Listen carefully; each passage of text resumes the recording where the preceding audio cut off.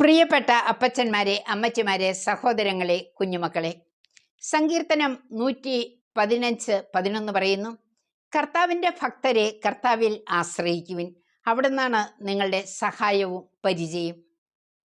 തൻ്റെ 29-ാം വയസ്സിൽ ഭർത്താവ് ക്രിസ്റ്റോഷെ അപകടത്തിൽ മരിച്ചതിനെ തുടർന്ന് വിഷാദ രോഗത്തിനടിമയായ ഷന്താൾ എന്ന കുടുംബിനി ഫ്രാൻസിസ് ഡി സാലസിൻ്റെ നിരന്തരമായ ആത്മീയ ഉപദേശത്താൽ ആ ജീവിതം മാറ്റിമറിക്കപ്പെട്ടു.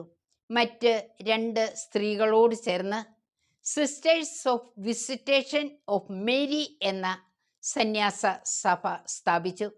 1641 മരിക്കുമ്പോൾ 87 മഠങ്ങൾ ആ സഭയ്ക്കുണ്ടായി.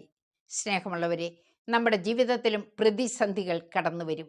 ഒരിക്കലും സ്വയം നേരിടാൻ ശ്രമിക്കാതെ ആത്മീയ കൃപ നിറഞ്ഞ വ്യക്തികളുമായി അവ പങ്കിടാനും അങ്ങനെ ആശ്വാസം ദൈവത്തിൽ നിന്ന് സ്വീകരിക്കുവാനും കഴിയട്ടെ എന്ന് പ്രാർത്ഥിക്കാം. കർത്താവായ ദൈവമേ, ഈ സന്ദേശം ശ്രവിക്കുന്ന എവിടെ ആണെങ്കിലും അവരിൽ ദൈവീക ചൈതന്യം നിറച്ചുകൊണ്ട് ആ പ്രതിസന്ധിയെ തരണം ചെയ്യാൻ അവർക്ക് കഴിയണമേ.